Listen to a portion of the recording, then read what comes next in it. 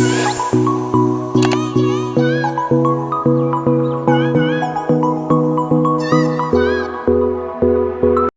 my beautiful homegirls and my handsome homeboys. In today's video we're going to be learning the 3 and 2 bead method. First we're going to start off with 3 and you're going to get a medium bead. And for this nail I said a medium bead because of how long the tip is. And you're going to place it right there where the natural and the false nail meets. You're going to pat it at the top. You don't pat all of it, you just pat it at the top. And then once it starts to move a little, you're going to wipe the sides. But first you want to get it moving. And if it's not moving how you want it, a good way to get it moving is dipping your brush in monomer and wetting it. But yes, you just pat it down, and then once you get to the end, you wipe the sides, and that's going to drag it down automatically. And wiping the sides also keeps the shape. Next we're going to go in with, I did another medium bead right above where you placed the previous bead, and I did another medium bead because the color wasn't as opaque as I wanted it. And I don't really like to go in a lot. I like to do 3-4 beads and then be done with it. So yeah, again, we're patting down. We pat from the top. Do not pat from the middle or the bottom. Pat from the top. And because I just wanted this for opaqueness, I just went ahead and dragged it down. So when you're dragging it down, one thing I learned is don't keep going over and over it. Go one line at a time and then start from one side and then move to the other side. So we're going to go in with a small to medium bead. I work with a lot of medium beads, but yes, a small to medium bead, and you're going to place it right above the cuticle area. Push it up into the cuticle area till it's to your liking. And then go ahead and drag it down. You want to drag it down while it's more so on the wet side because you want to blend it. So you're just dragging it down to blend it. And the acrylic I'm using is dark pink from Model Ones, and the pink isn't dark at all. It's more like a cover pink.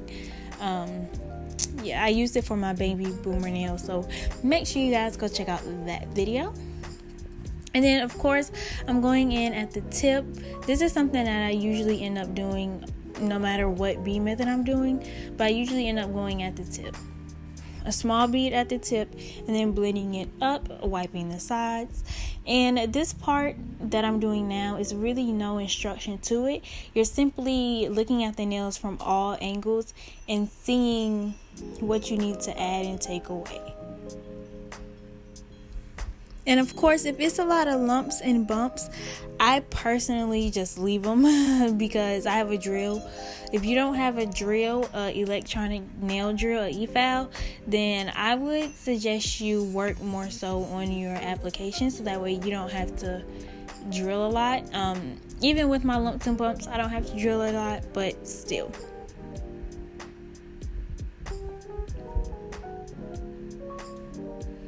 And this is me wiping the sides, the cuticle area, and things like that.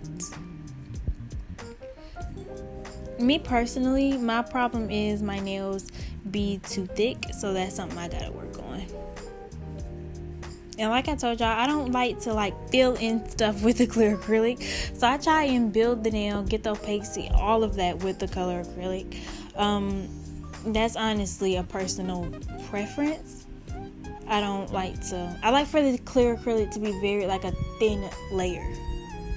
I like to get it perfect. So yeah, then we're going to go into again with a medium to large bead, and we're going to place it right there where the natural nail and the tip meets. I have a number 10 brush, that's why I turned it sideways because I didn't want to struggle trying to get all of it on.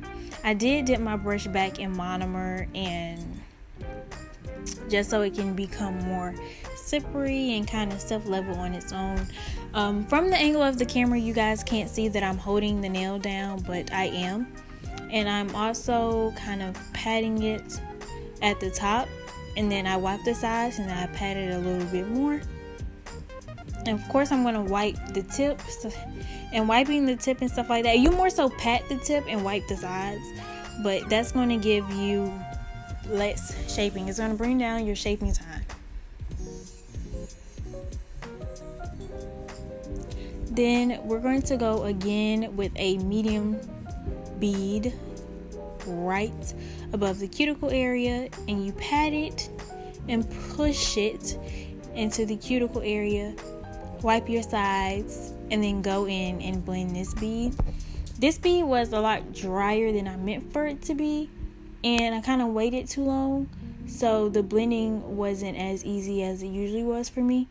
So that is okay. I want to show you all what to do if this happens. If you look right there, you'll see a dent. So I just went in with a small bead right where that dent was. I blended it up, and then after I blended it up, I blended it right back down. Very light touches, and then yeah, that's how that was. And of course, you look at it from all different angles, see where you want to go in and add more at. Like I told y'all, I am very superstitious about nails breaking, so my nails are usually too thick, so that's what I need to work on. But yeah, I'm working on it. So first I'm going to go in with my coarse drill bit. I took that off and ended up just going in with the hand file, and I just go in with this coarse drill bit first, honestly, to get that cuticle area flush, and then to work with the shaping, and mainly to get this tacky layer that my monomer leaves, just because it's an odorless monomer. But after I do that, I go in with my medium bit, and sometimes if the application is just really good, I don't go in with the medium bit at all. And because I think you call this a carbide bit, but because it's the type of bit it is, it's a really good bit. It's the Macart medium safety drill bit. It's very strong, and I usually work at from 6 to 10 RPM. Not even that sometimes. And I also use the barrel part to go where the tip is and kind of get that round curve.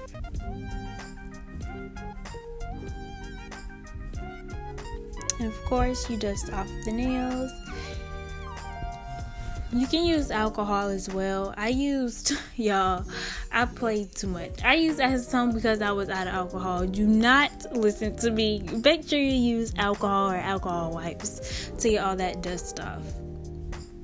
Don't be fooling with me. But without further ado, make sure you like, comment, subscribe. Remember, nobody's gonna go as hard for you. Please go follow me on Instagram at Tootsie Nails and Only Not Kateria. It's gonna be in the description box below. And starting Sunday, we're going to do a launch marathon of my website, and so I'll be posting a video every single day.